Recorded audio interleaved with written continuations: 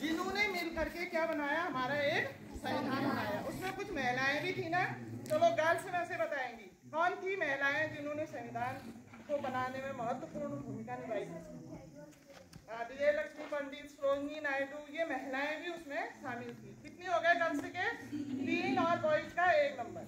तो महिलाओं ने भी इसमें योगदान दिया था। इन लोगों ने मिल करके कितना समय लगा था संविधान बनने में? बॉयज 2 वर्ष 11 माह 18 दिन का समय लगा था और हमारा संविधान बन के तैयार हो गया। कब तैयार हुआ गर्ल्स? कब तैयार हुआ girls? Girls ma'am Joshi 26 ma'am 26 आज ही के दिन क्यों मना रहे हैं? इतने लोगों ने भाषण दिया, क्यों मना रहे हैं आज का दिन? अब यार पूछो नहीं। 1949 को हमारा संविधान बनके बिल्कुल तैयार हो गया। हाँ। और इसको लागू करने के लिए हमको थोड़े दिन का वेट किया, क्योंकि हम 26 जनवरी की जो तिथि थी उसको पवित्र तिथि मानते थे ना, इसलिए 26 जनवरी तक हमने वेट किया। हमारा संविधान बनके 26 नवंबर 1949 को बनके तैयार हो गया। और उसके बाद ये लागू कब हुआ? 26 जनवरी 26 जनवरी 1950 से हम एक गणतंत्रात्मक देश के रूप में जाने लगे और हमारा संविधान बनके तैयार हो गया।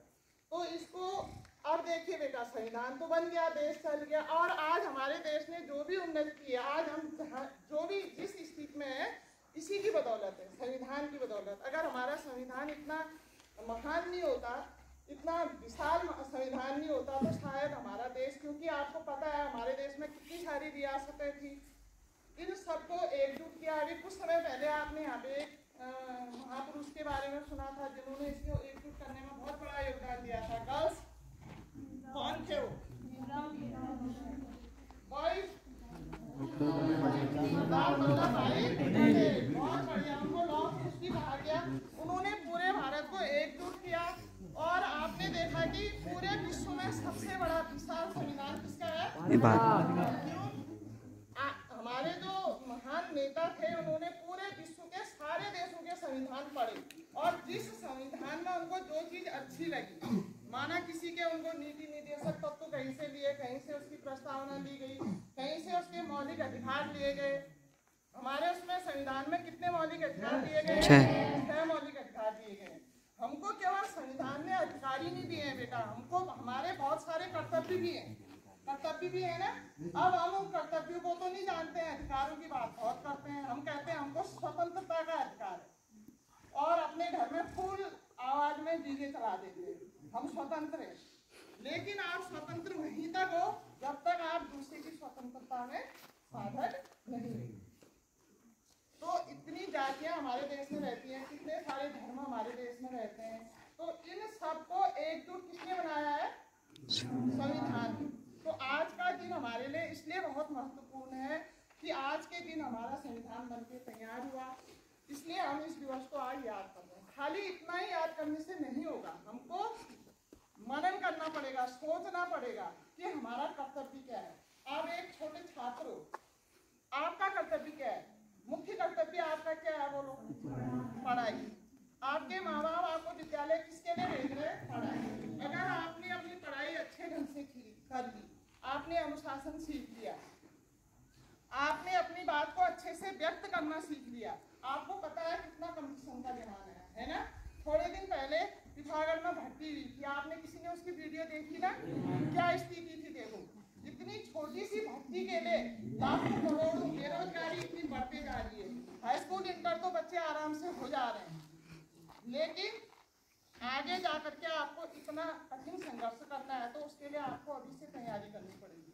हमारे बच्चे इंटर कर लेते हैं, लेकिन उनको यही पता नहीं होता है कि इंटर के बाद हमको क्या करना है।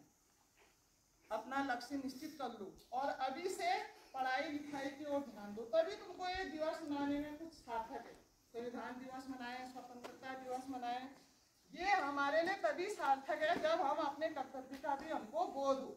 हम देख रहे हैं धीरे धीरे हमारे संस्कार बिल्कुल कम होते जा रहे हैं। आज मेरे को यहाँ से बोलने का मौका मिला है, तो इसलिए मैं बोलना चाहूंगी कि हमारे बच्चों में इतने अच्छे संस्कार होते थे, अब हमारे बच्चों को वो सारी चीजें चीजें भूल गए हैं। मैंने बीच में एक दो बार टोका भी था आपको, जैसे आपको कोई गिफ्ट दे रहे हैं, माना कोई सर लोग दे रहे हैं, मैम लोग दे रहे हैं, विद्यालय की ओर से दे रहे हैं, या आपके घर में ही कोई दे रहा है, तो आपको बचपन से ही क्या सिखाया जाता है? क्या सिखाया जाता है कि उनको थैंक यू तो बोलो, हाथ तो जोड़ो, प्रणाम तो करो। हमारे बच्चे कैसे पकड़ते हैं, चल देखते, ये भी भूल गए। ये भी एक हमारे संस्कार है, हमको ये सब सीखना है बेटा। शिक्षा का उद्देश्य नौकरी प्राप्त करना या अच्छे रोजगार को प्राप्त करना नहीं है। शिक्षा का उद्देश्य है एक अच्छा नागरिक बनना। हमने अपने दिमाग में ऐसी गलतफहमी पाल ली है कि पढ़ने लिखने का मतलब अच्छी नौकरी प्राप्त करना है। ये नहीं, सबसे पहले आप एक अच्छे नागरिक बनो, सबसे पहले आप एक अच्छे स्टूडेंट बनो, अनुशासन सीखो, अपने से बड़ों का आदर करना सीखो।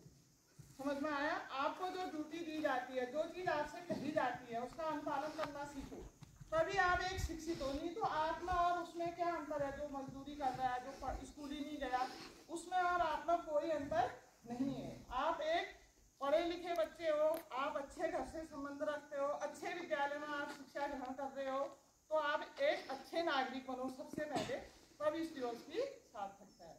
तो इसी के साथ मैं अपने वक्तव्य को समाप्त करती हूँ। धन्यवाद।